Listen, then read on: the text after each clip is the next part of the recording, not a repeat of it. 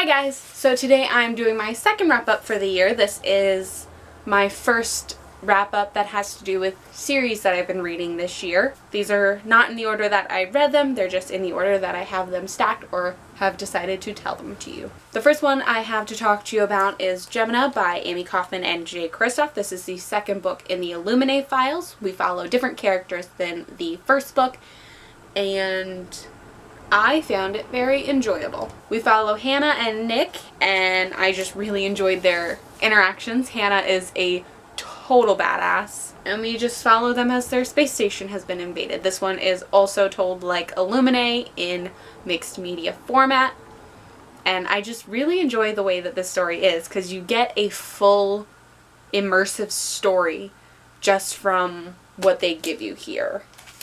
So I tabbed some stuff. My absolute favorite is a briefing note. Video journal lifted from Ella Malakov's personal computer. We had to sacrifice several kittens to ancient blood gods in order to crack the encryption on this thing. But you know, these particular kittens were jerks, so that made my day. That absolutely made my day. So I really want to go back and read Illuminae to see if Illuminae has any of these little quirky cracks. After that, I have The Hunger Games by Suzanne Collins. We all know what The Hunger Games is. I've seen most of the movies, but I never read the books. So I am currently in the process of finally doing that this year. This is the only one that I've read so far, but I hope to start catching fire soon. In case you don't know what this is, we follow the story of Katniss. She volunteers after her sister is chosen in the Reaping to compete in the Hunger Games. The Hunger Games is where they send two people from each district, one boy, one girl, and they have to fight to the death for entertainment value. So we follow Katniss as we lead up to the Reaping, when her sister is chosen, when she volunteers, and then as she gets ready for and competes in the Hunger Games. I enjoyed it. I enjoyed it more than I thought I was going to. I have a full video review for this book. Next, I have The Magician's Nephew by C.S. Lewis. This is the first book in the Chronicles of Narnia.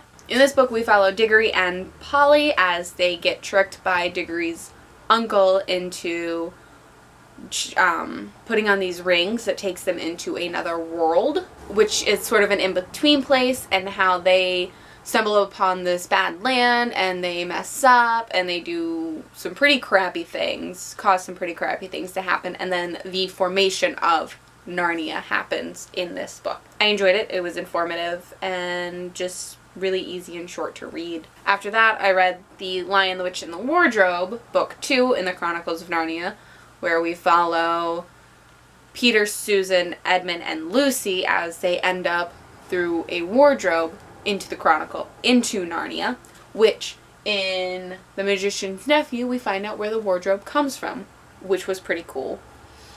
So all of these books are related, and they're kind of little things because I saw this movie, so it was really cool to just see these interconnected things, and the movie was very accurate to this book, so I really enjoyed that, from what I remember at least. It's been a while since I saw the movie. And I just enjoyed the book. Like, I mean, they're simple.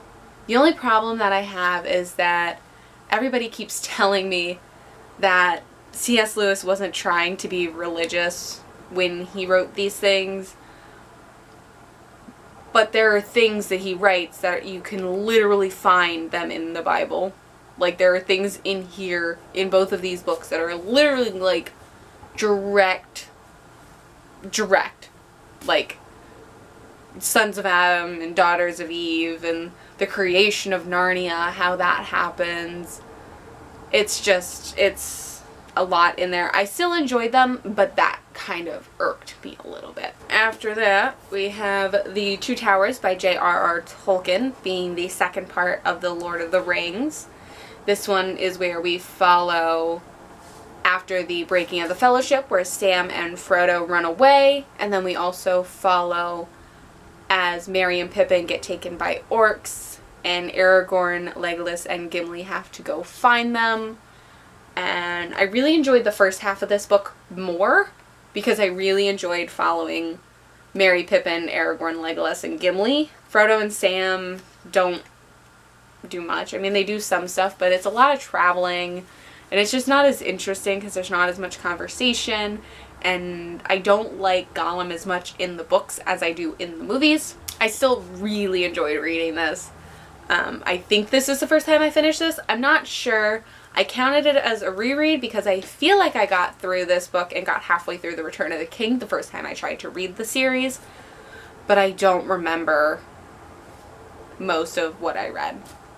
So it was basically like reading it for the first time, and it was kind of nice. My favorite quote in the series so far actually comes from this book, and it is, "Helm, helm," the riders shouted. "Helm is arisen and come back to war. Helm for Theoden King." And that's when they're fighting at Helm's Deep. And then the last book, I haven't technically finished this at the point where I'm recording. You can see I have about this much left to go. It's like 100 pages or something, and that is The Return of the King by J.R.R. Tolkien, being the third part of The Lord of the Rings. I have finished the story. I'm just reading the appendices, so that's why I'm counting this, because technically I have finished the story. I just haven't finished the book. In this one, we follow as Merry and Pippin get separated. Gandalf is in this one. We follow a lot of war. We see Gimli and Legolas, how they relate. Éowyn is just fucking awesome. I fucking love Éowyn. We also follow Sam and Frodo as they're getting, you know, closer to Mount Doom, and I really enjoyed their story more in this final book than I did in the Two Towers, just because for their plot line, the Two Towers really does feel like a middle book. For the rest of the characters, it doesn't. For the rest of the characters, it's so interesting.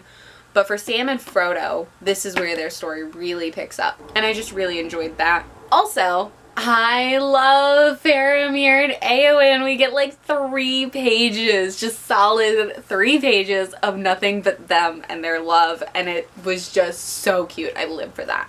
I just loved every second of that, and it was just so nice to see their love. I noticed in this book that Sam's dedication to Frodo comes through very well. Like, it's not just in the movie, it also is very, very heavy and obvious in the books too. And I like that a lot. And yeah, I really enjoyed actually sitting down and reading the entire trilogy. I do plan on rereading them probably towards the end of the year again, just because after I finally finish the appendices on this, I will be going into the Silmarillion and then the History of Middle-earth series. So hopefully I'll be able to finish those, like one a month maybe, and then I can read The Hobbit and I can read The Lord of the Rings again before the end of this year. So those are the first 6 books that I read this year that are part of series. Let me know if you've read any of these series, what you think of them. If you want to know what other series I'm actually in the middle of, I have a video coming up soon where a set of videos coming up soon where I will be telling you all of the books, all of the series that I have finished, all of the series I want to reread, and all of the series that I'm in the middle of, because I already did a video at the beginning of this year telling you all the series that I want to read this year. So I don't know if I'll do another video on just all of the series that I own that I haven't started. But if you want to see that, please, please, please, please, please, just let me know. And I will get that up for you. Alright, thank you so much for watching. Don't forget to like and subscribe so you can check out my next video. Have a great day and a wonderful week.